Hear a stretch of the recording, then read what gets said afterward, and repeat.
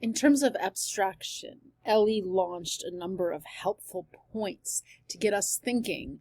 And she started by explaining that the baffling thing is it's so twisted and manipulated from whatever original source it started from. Also, I love this description that abstraction is a big and chaotic but beautiful mess. That's certainly true of Kandinsky in improvisation that she decided to focus on, although we'll see that not all abstraction will necessarily be chaotic. There will be others that are quite orderly. But let's focus on the Kandinsky improvisation. And Ellie did a very good analytic move, which was to then start to kind of break down what is happening in the artwork. What has the artist chosen to do? Chosen to have a lot of shapes and colors going on. And then Ellie's saying, I can see blue eyes with long eyelashes, water drops, or teardrops. So she's clearly noticing these marks and saying, okay, look at the curve and the blue. That resembles blue eyes. Although, of course, we can't for sure say those are blue eyes, can we? Because as an abstract artwork, it's first and foremost an arcing black with thinner black lines. It does evoke a blue eye, but as Ellie goes on to say, it's strange, though, because the eyes don't belong to a face. The possible teardrops under the eye aren't falling down normally. So this is what she's doing, is she's dramatizing the way we approach an artwork where we're looking for objects and attempting to put together a representation of appearances and objects in the real world. But of course, Kandinsky is saying no to that. And her quote is very helpful here, that he hoped his paintings would lead to a deeper awareness and to the inner world. That's a really great thing to underline. He's attempting to express an inner world, not to mirror the outer world.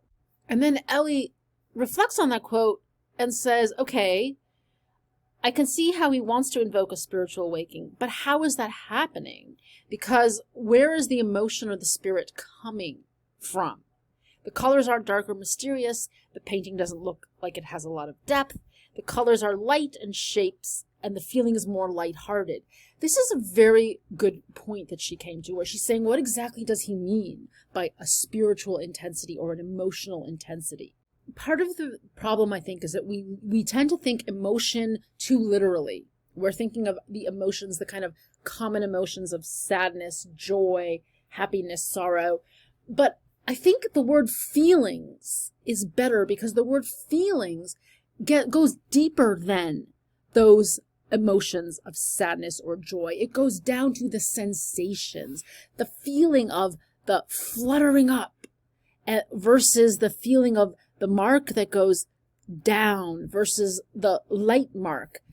This is closer to what feeling means in music, right? Where music isn't necessarily illustrating an emotion like sorrow, although it could evoke that. But first, the music is actually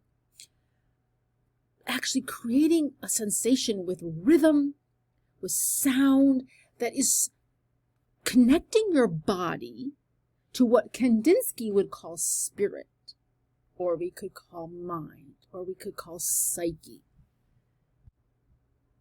Just for a quick minute. Music that's roughly from around Kandinsky's time. So you can't reduce that music to any one emotion. It's any number of possible emotions mixed up that are evoked through the sounds, through the energy of them, right? So that is, I think, what Kandinsky, who sees himself as doing visually what musicians do in sound.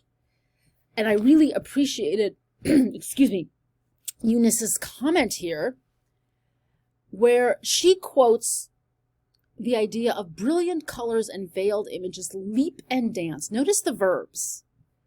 The verbs are really important in all writing. They're really important in writing about art, because artworks are supposed to do something to us.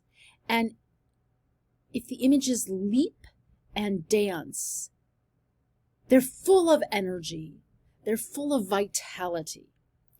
And so one of the things Eunice says that's really beautiful is that it was meant, Kandinsky's painting, to draw emotion through abstraction, to create a feeling of dynamism in our minds through all the jumbled lines, squiggles, and blobs of vibrant color.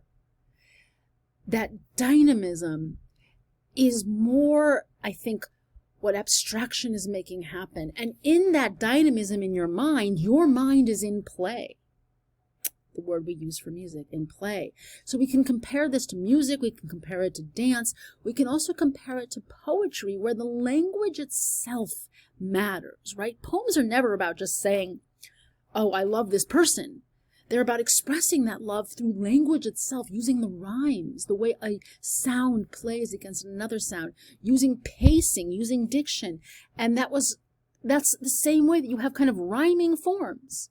And you have form that plays off of form. And all of these are affecting you in a way that can't be pinned down. That's one of the things that's, I think, abstractionists like Kandinsky found really valuable about getting rid of the old depiction, is that it freed them to suggest in an open way a range of possibilities. And so they're inviting you as a viewer to find yourself and lose yourself in the process of looking.